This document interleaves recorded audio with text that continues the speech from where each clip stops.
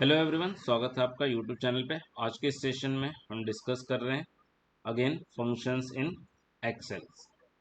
तो चलिए शुरू करते हैं। ऑलरेडी 5 तरह के जो एक्सेल फंक्शंस हैं उनमें string functions, date function, statistical function हम कवर कर चुके हैं। आज के इस सेशन में हम डिस्कस करेंगे कंडीशनल लॉजिक फंक्शन। तो चलिए शुरू करते हैं और समझते हैं कि कौन कौन से टॉपिक्स हमारे सिलेबस के अकॉर्डिंग हमें पढ़ने हैं कंडीशनल लॉजिक फंक्शन में।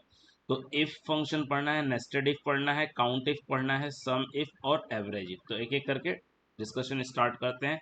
बात करते हैं इफ फंक्शन के बारे में कि इफ फंक्शन क्या है। तो it evaluates a condition and returns one value if the condition is true and another value if the condition is false. तो क्या करता है इफ, जैसे नाम ही बोल रहा है क्या, इफ अगर कुछ होगा तो, ओके। तो अगर हम बात करें अगर हुआ तो और अगर नहीं हुआ तो इट इवेल्युएट्स द कंडीशन। इसके पास एक कंडीशन होती है, उस कंडीशन को वो चेक करता है। अगर कंडीशन ट्रू है तो एक वैल्यू रिटर्न करता है, अगर कंडीशन ट्रू नहीं है दैट इज फॉल्स है तो एक और वैल्यू रिटर्न करता है। इसका सिंटेक्स क्या होता है, इफ पहले लॉजिकल टेस्ट, लॉजिकल टेस्ट मतलब कंडीशन, लॉजिकल टेस्ट मतलब क्या होता है कंडीशन, और वैल्यू इफ ट्रू, अगर ट्रू रहा तो क्या वैल्यू मिलेगी और फॉल्स रहा तो क्या वैल्यू मिलेगी। जैसे एग्जांपल बात कर लेते हैं। मान लो हमारे पास यहाँ पर एक सेल है A1 और A1 क्या रिप्रेजेंट कर रहा है, यहाँ पर अटेंडेंस का परसेंटेज रिप्रेजेंट कर रहा है। तो समझो यहाँ पर 75% अटेंडेंस है और यहाँ पर एक साइड में क्या लिखना है, मुझे रिमार्क लिखना है, ओके।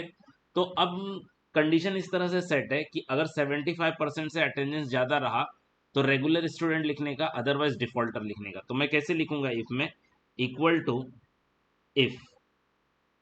अब अटेंडेंस का जो परसेंटेज है वो मेरा A1 में है, तो इफ A1 ग्रेटर देन और इक्वल टू 75, अगर A1 ग्रेटर देन और इक्वल टू 75 रहेगा तो कॉमा, ये मेरा कंडीशन है। अगर ये ट्रू रहा तो क्या लिखने का, रेगुलर। तो रेगुलर एक स्ट्रिंग है इसलिए उसको कोटेड फॉर्म में लिख रहे हैं, ओके, डबल कोड में। तो क्या लिखने का यहाँ पर, रेगुलर लिखने का, कॉमा। अगर नहीं रहा तो क्या लिखने का, डिफॉल्टर। डिफॉल्टर भी एक स्ट्रिंग है तो इसको भी डबल इन्वर्टेड कॉमा में डिफॉल्टर। और यहाँ इसके बाद क्या कर देंगे, हम एंटर कर देंगे। तो ये क्या होगा, इस तरह से हमारा इफ फंक्शन रन होता है। देन नेक्स्ट आता है नेस्टेड इफ। नेस्टेड इफ मतलब इफ के अंदर इफ, ओके, मतलब मल्टीपल इफ। तो it allows us to evaluate the multiple condition in single formula. Single formula में मल्टीपल कंडीशन को चेक कर सकते हैं। तो सिंटेक्स कैसे होगा, इफ कंडीशन वन, अगर कंडीशन वन ट्रू हुई तो उसकी वैल्यू, अदरवाइज फॉल्स हुई तो एक और इफ चलेगा। तो इफ कंडीशन टू, अगर कंडीशन टू ट्रू हुई तो उसकी वैल्यू, अदरवाइज एक और इफ चलेगा। इफ कंडीशन थ्री, अगर कंडीशन थ्री ट्रू हुई तो ये वैल्यू, अदरवाइज उसकी फॉल्स वैल्यू। तो यहाँ पर देखो ये ब्लू में जो ब्रैकेट ओपन हो रहा है यहाँ पर लास्ट में क्लोज हो रहा है, और यहाँ पर येलो में जो ब्रैकेट ओपन हो रहा है वो यहाँ पर सेकेंड लास्ट क्लोज हो रहा है, और ये थर्ड कौन सा आपका, ग्रीन ब्रैकेट ओपन हो रहा है तो ग्रीन। तो जो ब्रैकेट जितना लेट ओपन होगा वो उतना जल्दी क्लोज होगा, ये याद रखना, ओके। देन नेक्स्ट, अब यहाँ पर एग्जांपल के थ्रू डिस्कस कर लेते हैं। नेस्टेड इफ के एग्जांपल है। Suppose you have a student score in cell A1। A1 में क्या है, स्टूडेंट के score, and you want to assign the grade based on the following criteria. If the student score is greater than और equal to 90, A grade. अब यहाँ पर देखो बहुत सारे कंडीशन है, 1 2 3 4 5 कंडीशन है। तो पांच कंडीशन, मल्टीपल जब कंडीशन आ जाए तब आप क्या करोगे, आप नेस्टेड इफ यूज करोगे। अगर आपके पास क्या है, दो ही कंडीशन है, ओके, तो आप सिंपल इफ यूज कर सकते हो। तो यहाँ पर 5 कंडीशन है, 5 कंडीशन है मतलब 4 बार इफ यूज होगा, 4 बार इफ यूज होगा। तो if score is between 80 and 89 तो बी ग्रेड, 70 से 79 तो सी ग्रेड, 60 से 69 तो डी ग्रेड, और 60 से लेस होगा तो क्या हो जाएगा, एफ ग्रेड। तो इसे लिखेंगे कैसे, ओके। तो सबसे पहले जो टॉप वाला कंडीशन है मैं उसको अप्लाई करूंगा। तो इफ, तो यहाँ पर देखो 4 बार इफ आया रहेगा, 1 2 3 4, 5 condition 4 bar, 2 condition 1 bar if, 3 condition 2 bar if, 4 condition 3 bar if, 5 condition 4 bar if, ये याद रखना है।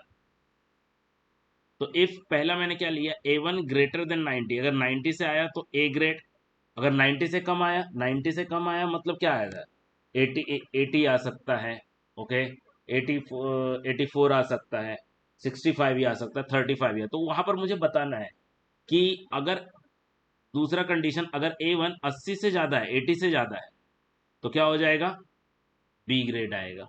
ओके, मतलब 80 से ज़्यादा, मतलब मैंने 90 से कम बोला, 90 क्योंकि इसके फॉल्स में जा रहा है ना ये। इफ A1 ग्रेटर देन 90, अगर ये सही है तो ए ग्रेड, पर अगर फॉल्स है मतलब A1 less than 90, less than 90 मतलब क्या आता है, 35 भी आ सकता है, 80 भी आ सकता है, 84 भी आ सकता है, 65 भी आ सकता है। तो यहाँ पर हम उसको बता रहे हैं कि A1 अगर 80 से ग्रेटर होगा तो बी प्रिंट करना। ओके, अदरवाइज अगर 80 से कम मतलब कितना हो सकता है, 70 भी हो सकता है, 65 भी हो सकता है, 75 भी हो सकता है। तो उसमें हम बोल रहे हैं अगर 70 से भी ज्यादा रहेगा तो सी प्रिंट करना, और उसमें भी बता रहे हैं हम 60 से ज्यादा रहेगा तो डी प्रिंट करना, अगर 60 से कम हो गया तो एफ प्रिंट करना। अब यहाँ पर देखो ये ब्राउन किसका है, इसका क्लोजिंग है, देन ग्रीन थर्ड वाले का क्लोजिंग, येलो सेकंड वाले का, और ब्लू फर्स्ट वाले की। तो इस तरह से आप थोड़ा याद रखिए, समझने की कोशिश कीजिए। देन नेक्स्ट बात करते हैं सम इफ। सम इफ मतलब सम मतलब एडिशन करना पर कुछ कंडीशन के ऊपर। तो allow us to sum the values in a range that meet the specified condition. अगर कोई कोई सेल कुछ कंडीशंस को क्या कर रहा है, फुलफिल कर रहा है, तो उस कंडीशन के बेस पे उसे क्या करना, ऐड करना। तो सिंटेक्स क्या होगा, सम इफ, रेंज पहले बतानी है और क्राइटेरिया बतानी है। तो एग्जांपल डिस्कस कर लेते हैं। Suppose you have a list of the students name in A2 to A10, A2 से A10 में स्टूडेंट्स के नाम है, and their corresponding score in B2 to B10। You want to sum the score of the student whose score more than 80। जिन बच्चों के score 80 से ज़्यादा है उनके मार्क्स को ऐड करके बताना है।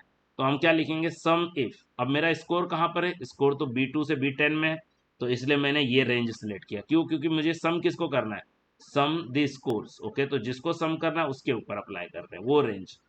तो B2 से B10 क्या कंडीशन अप्लाई करनी है, इन्वर्टेड कॉमा में ग्रेटर देन 80, स्कोर क्या होना चाहिए, ग्रेटर देन 80 होनी चाहिए।